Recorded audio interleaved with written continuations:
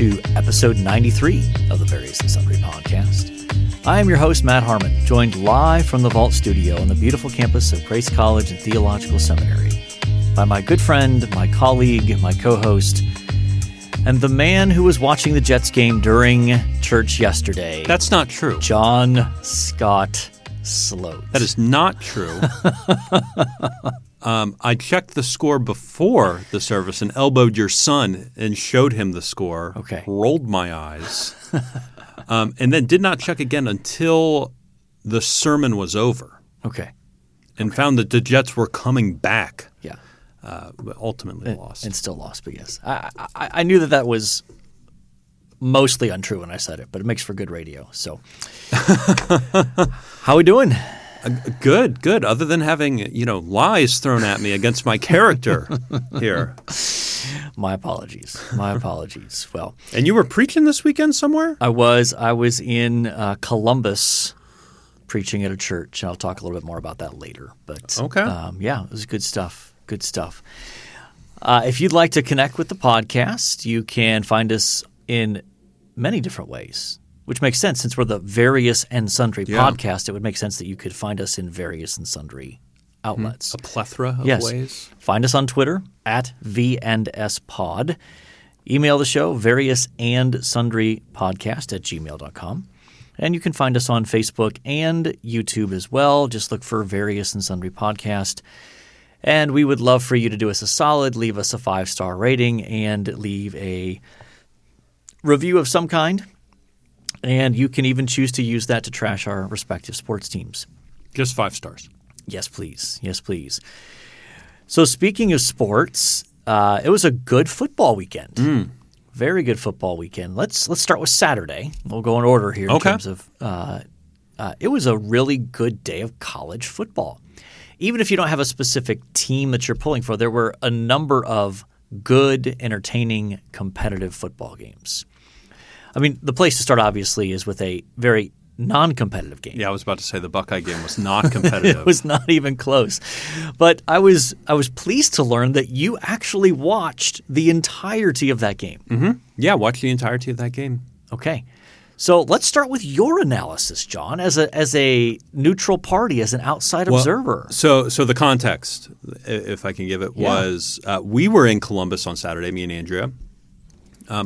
With her grandparents, there was a surprise brunch leading into Ohio State watching celebration of their 65th wedding anniversary. Wow. That's 6.5 decades. That's a big number. Yeah.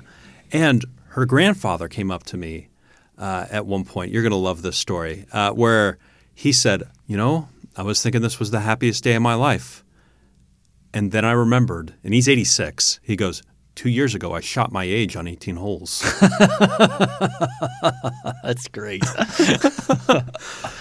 Which if you know the man, which very few people listen to the podcast do, although some do, that's a very him joke. Yeah. I think I want to meet this man now. Yes. Maury is his name. Maury, of course. Yes. What a name. That's great. So we were, celebrating that there, and, he wanted to sit down and watch the football game. And so there's probably 15 or 20 of us watching this football game with another 7 or 8 in the next room. Okay. And it was a bit of a slow start for the Buckeyes, particularly on the defensive end. Yeah. It wasn't my impression is Maryland is not a top-notch team, although they had a decent record coming into the game. They've been pretty good offensively until the last 2 weeks. Mm-hmm. They put up some big numbers. Now, they were down a couple of wide receivers, so yeah. But yeah, again, based on where we were 4 or 5 weeks ago with this defense, it's improvement. They're not an elite defense, but they did have a pick 6 for the 4th straight game. So there's that. But anyway, yeah, a little bit of a slow-ish start. Part of it was, too, the offense on their opening drive took like 17 plays to march down the field because of the way Maryland was playing their defense. Sure.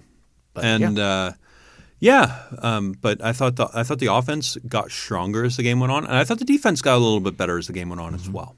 Yes. So that's my basic analysis. I'm torn about this team, John. I really am. I don't want to hope. but there's been enough improvement on the defensive end of things that I think I hope. I'm not sure. When do you get your real test? Like when does that? So next week is a bye. So hopefully, we'll win that week. Yeah. And or at least not lose it. Yes. Yeah. And after that, it's Indiana, which going into the year looked like it could be a tough game. Indiana has not played very well so far this year, but it's at Bloomington. Weird things happen there. And then they get a stretch where they play – so let's see, that'd be the 23rd. So then they play I forget the order, but then they'll get Penn State and Michigan State and eventually Michigan as well. That's the last And those game. are the three big – Those are the three all three of those teams are now ranked in the top 10. Okay. Now, they won't be by the time – like inevitably because they'll interplay and that sort of stuff.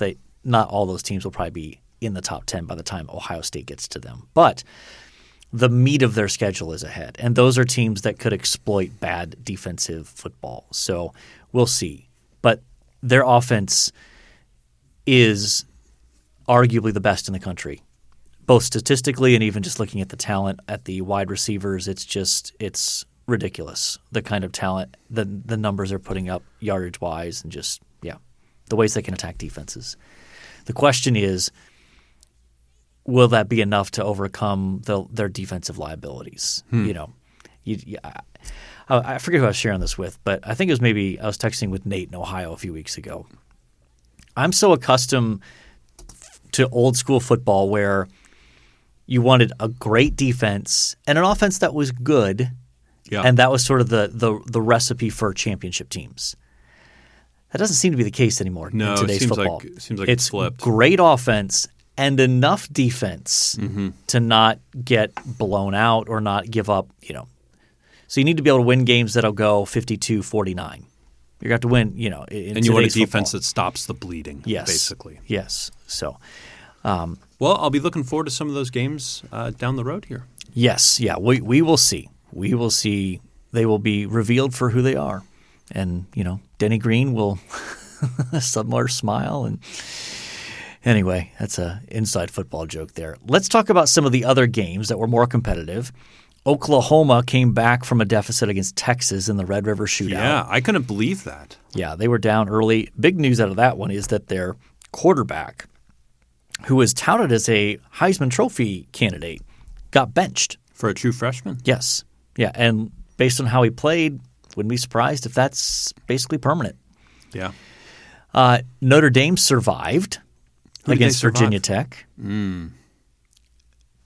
Okay. And Michigan survived against Nebraska. But the big game of Saturday night was Texas A&M stunning Alabama. Yeah. Upset. Yes. Did you watch any of that? I did not, no. I saw the end of the game. I watched the second half of it. And multiple times I thought, okay, Texas A&M is going to give this game away.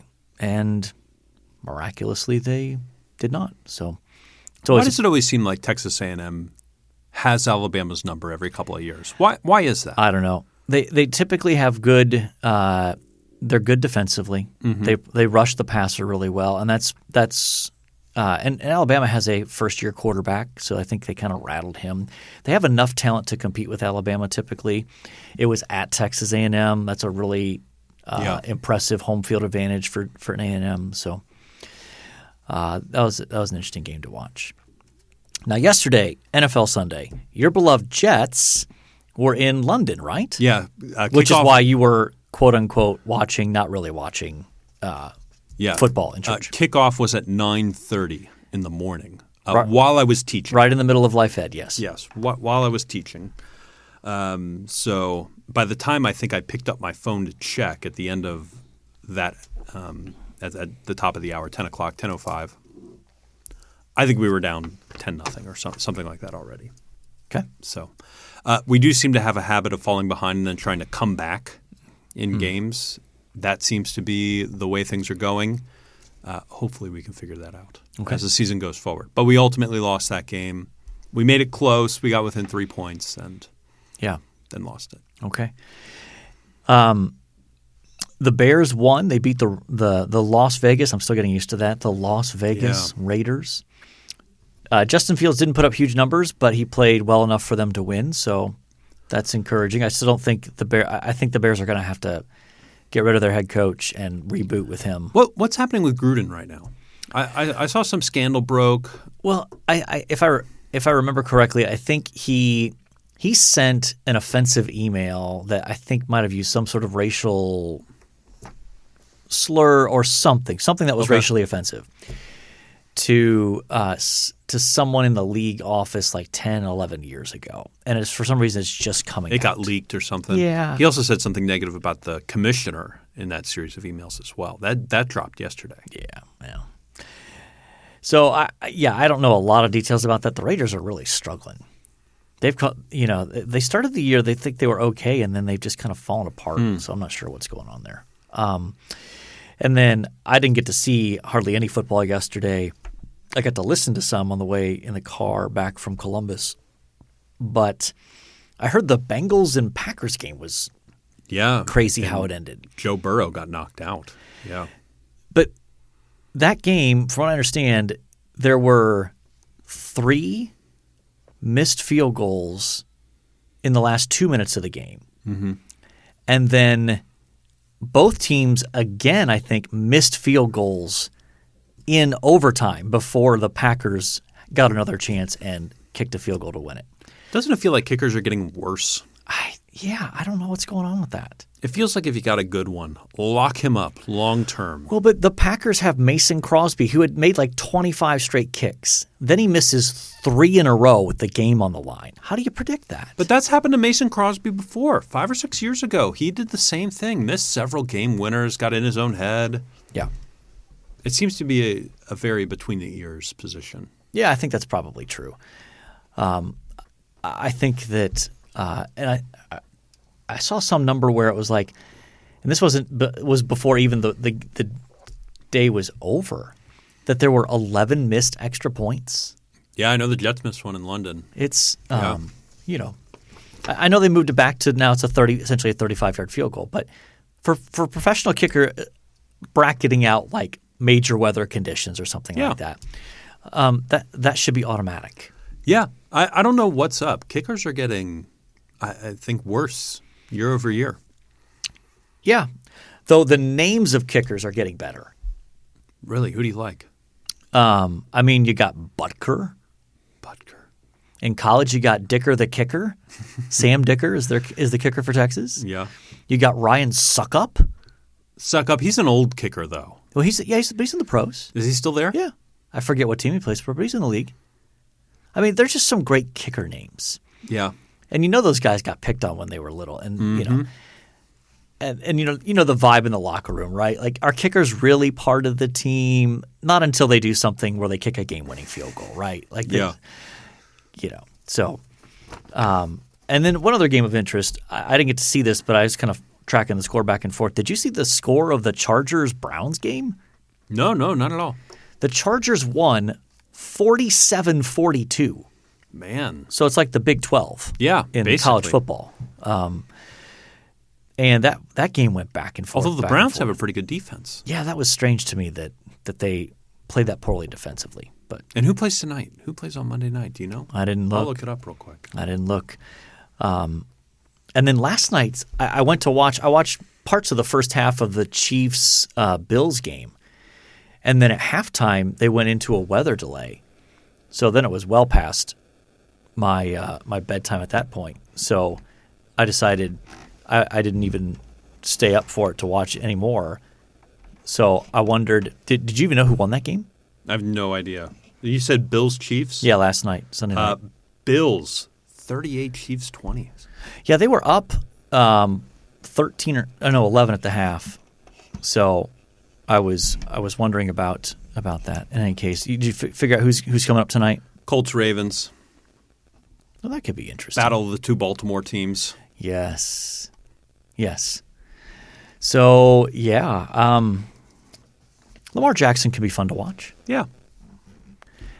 But why are we getting feedback all of a sudden? I don't know if it's feedback or what. I don't know if people can hear that, but it's driving me insane. Yeah, it's kind of like the low key, soft Now it's gone. Almost like nails on the chalkboard, just at a very low level kind of thing. Just very much in our ears. All right, are we ready to transition here? I think we have to. Okay, baseball playoffs are going on. Yeah, have you watched any? Nope, not a lick. I'm bitter. Okay. I don't mind playoff baseball. I like the drama of it. Yeah. But it's not, in my mind, it doesn't compete with college football or NFL football. So during Tuesday night when there's no football on, I'll tune in to see whatever's going on. And yeah, I'll keep an eye on the World Series usually if the Mets aren't in it. I want to see who wins the World Series. Though we are coming up kind of in the golden window of sports for the year, right? Because you've got NFL going, college football going, baseball postseason, NBA's about to start. So you got the overlap of all the seasons. There's this little kind of 2 to 3 week window, in October where all of the major sports are going. So that's kind of fun. Knicks are having some preseason games. I think they're undefeated in the preseason of the 2 or 3 that they've played thus far. Just order the title banner right now. Hey, Kemba Walker, gonna bring it home. Oh, yes. Okay. All right. Let's actually transition now to something of much greater value than sports talk. We are talking about the parable of the hidden treasure, right? I believe so. Okay. Yeah. That's what's on the sheet here. Okay.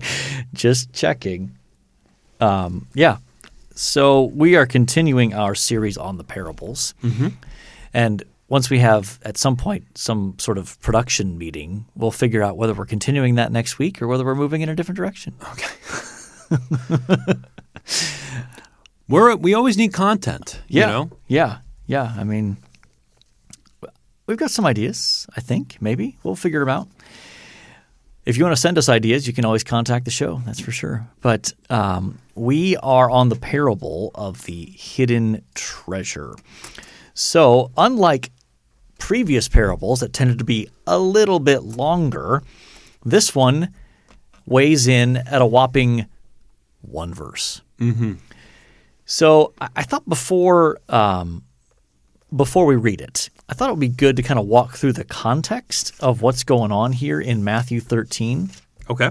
So Matthew 13 has a series of parables. We've talked about how often gospel writers will group together multiple parables. And chapter 13 of Matthew is just such an example.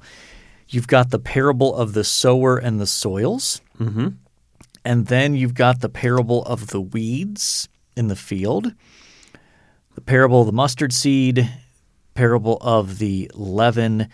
Then there is this break in verse 34 and 35 where it's like Matthew breaks into the listing of parables and recounting Jesus' teaching in parables and gives an explanation as to why Jesus is teaching in parables, before then resuming by giving an explanation of the parable of the weeds.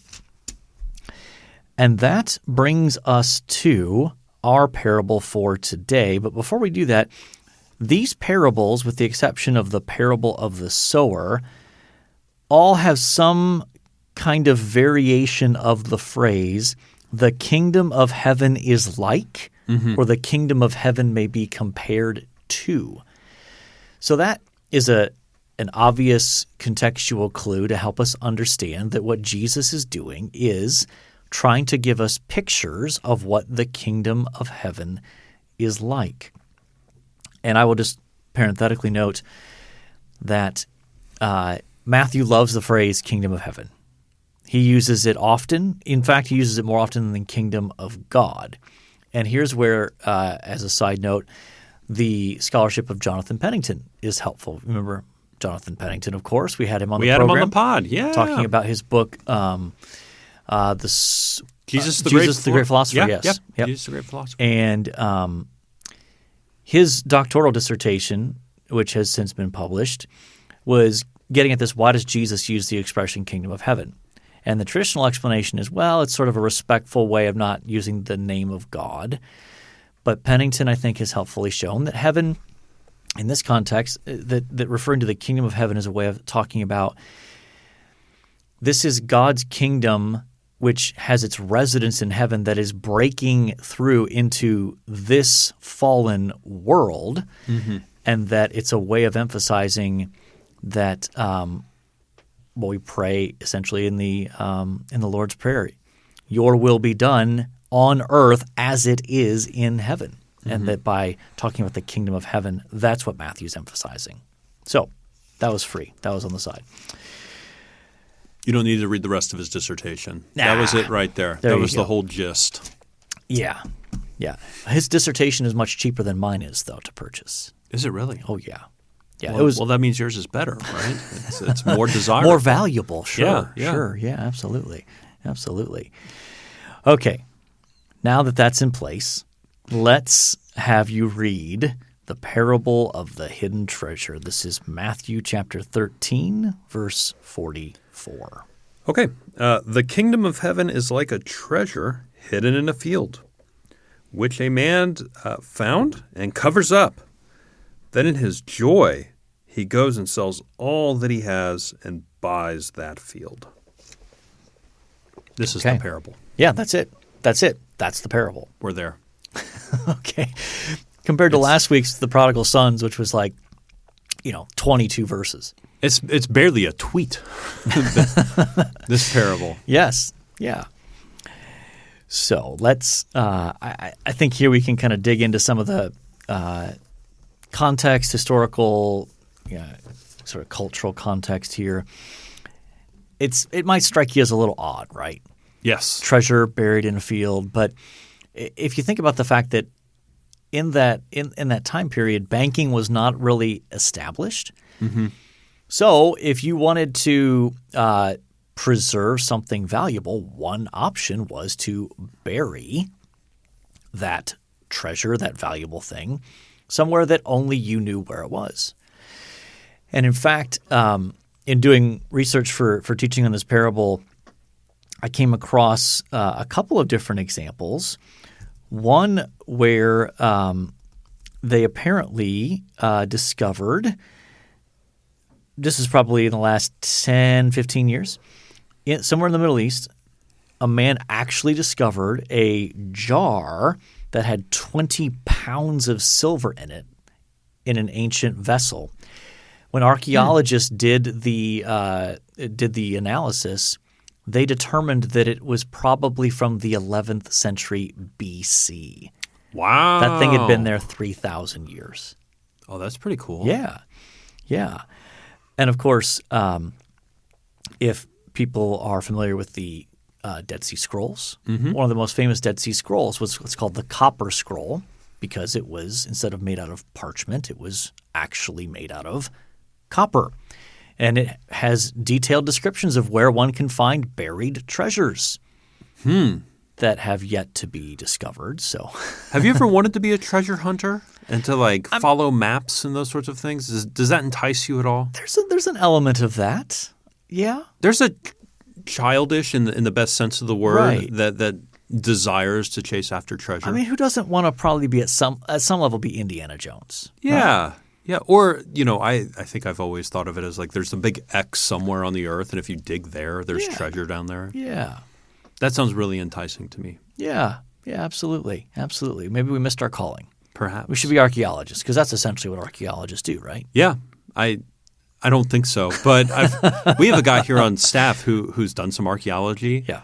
And he talks about going out there and digging from 4 in the morning to 11 in the morning. Yeah. And then it just gets too hot, right? And right, you go inside and yep, you rest, you sleep, you eat. Yep.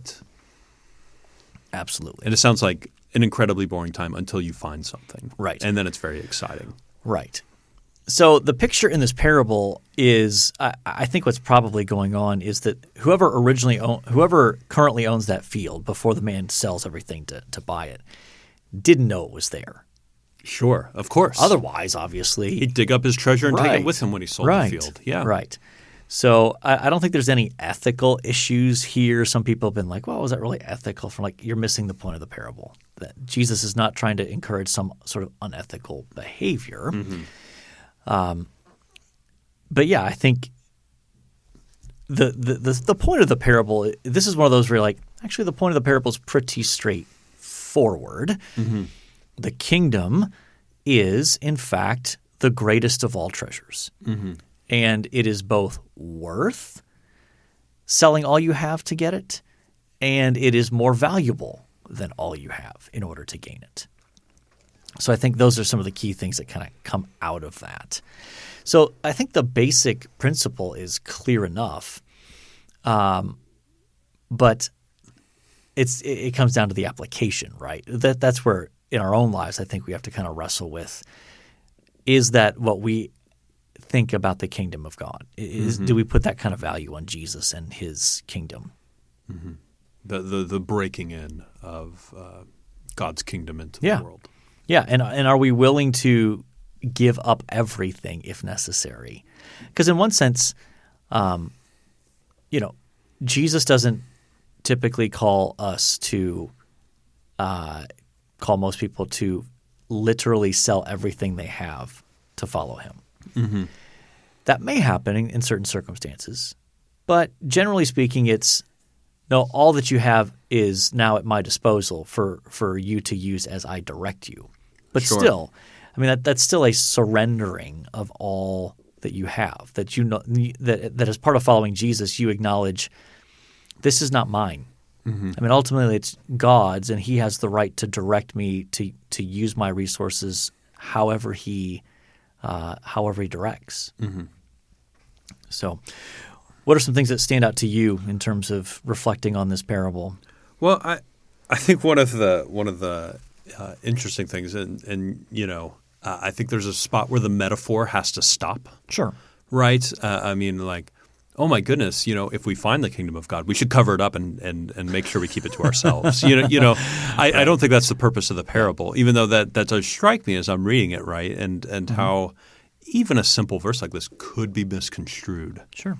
For how to use those things. Yeah. I do think it is interesting to think as a Western individual, who part of our Western thinking is, okay, I have to save every penny I have so that I can have money until I die. We kind of save for retirement until okay, how do we use some of those resources to further God's glory, further His kingdom, to do some of those things? I think those are real questions, I think, to be wrestled with. Agreed.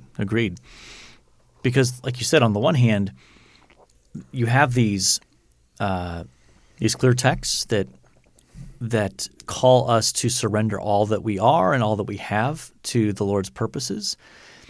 And yet, when you look in, for example, 1 Timothy 5, is it 5? Where it's talking about widows. The expectation is that people from within the family are caring for their own. Well, there probably has to be some sort of family kind of resources, wealth, possessions, so that, it would be, I think, in the vast majority of cases, irresponsible for the Christian not to save in our culture, in our American context, to not try to put some forethought towards saving money for retirement at some level to the extent that you're able. I think that's a wise thing. I think that falls under the category of God's wisdom. But of course, that can easily become an idol. Sure. How much do you really need? And how much do you neglect giving to immediate needs in order to save for that? There's all sorts of dynamics there. Sure.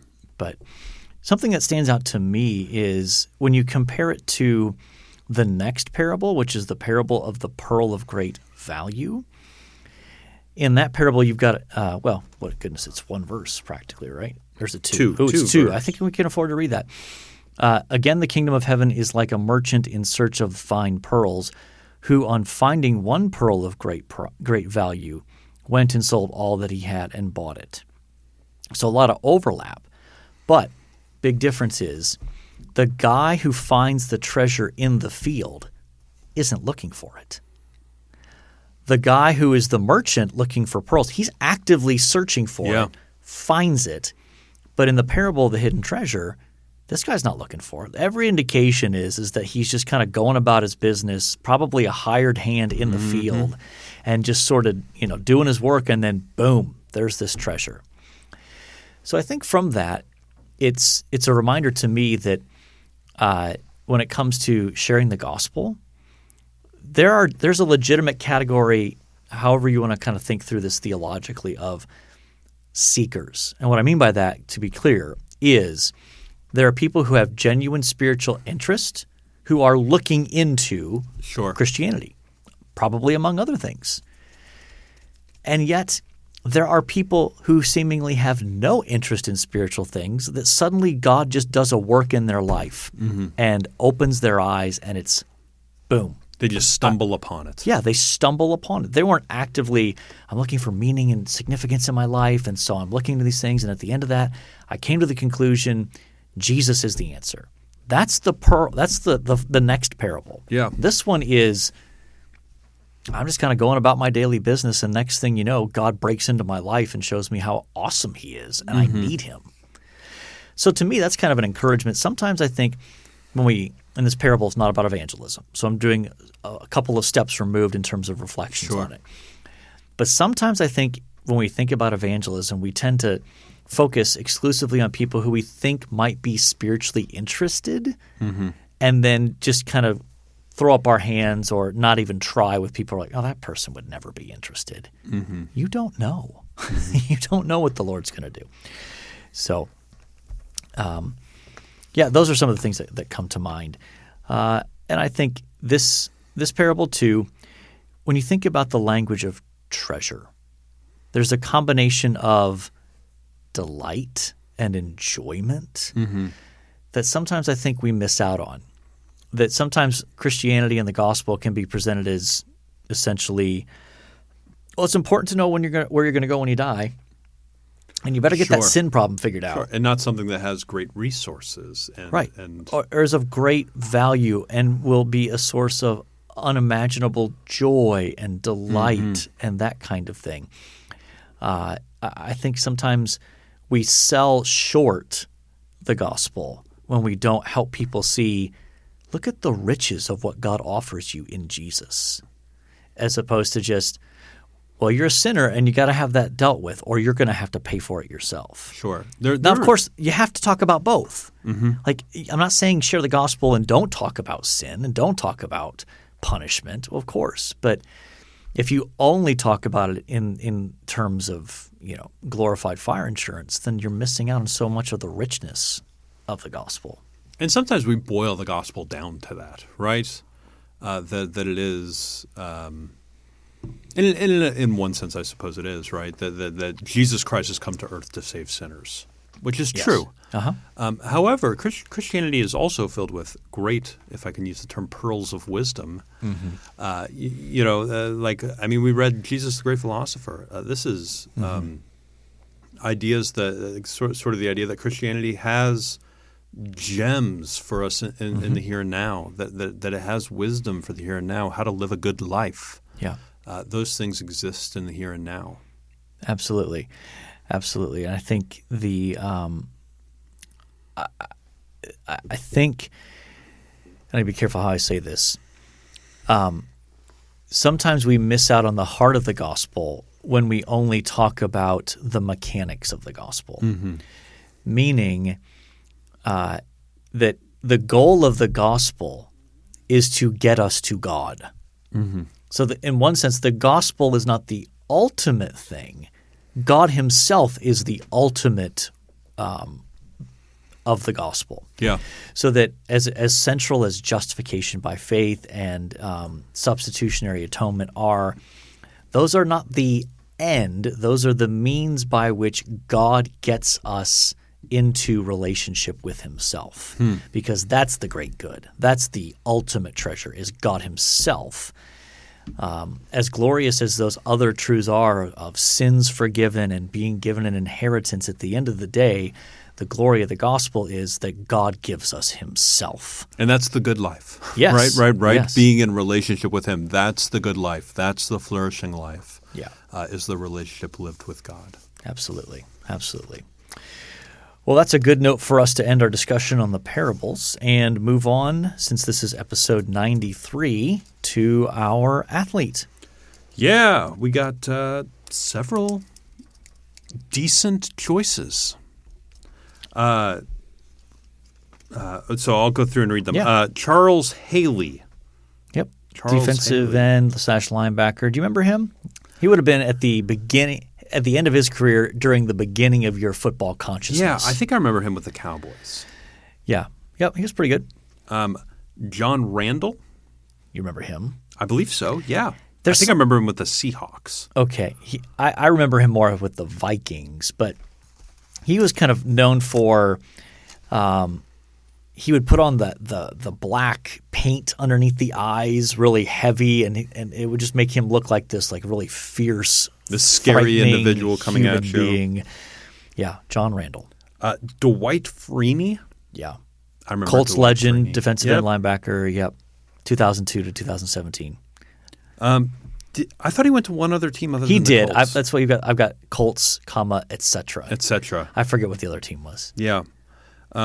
Doug Gilmore. Yeah, I have no idea who that is, but he was on some lists I saw. Yeah. Have you heard of him? I have not. And I think I'm a little more plugged into hockey. Yeah, he's a historically. center in hockey. Blues, Flames, Maple Leafs, etc.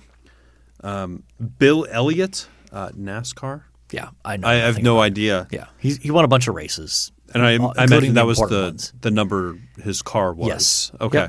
Yep. Which I think it might be our first NASCAR appearance in. I don't know. Maybe. Did we do Dale Earnhardt number? Maybe. Is number 8? Is he 8? Yeah, I don't remember. Okay. Yeah, that's back in the early days of the podcast. Yeah. My goodness. Well, we've come a long way from 8. Yes, and then the Ohio State entry, Will Smith. Do you remember him? Maybe. He played in the pros. At Ohio State, he was an All-American. He was a defensive end, dominant as part of their national championship team. And he was drafted by the Saints. Okay. And he was shot dead in a road rage incident in 2016. Sounds familiar. Okay. 2016 had a lot of things going on. Had a lot of things going on. Just a few? I mean, not as many as 2020. Not as many as 2020, but 2016 was like the prelude to the warm-up. Yes. Yeah. And actually, his son, Will Smith Jr., I think, is now a high school senior and is on the recruiting trail.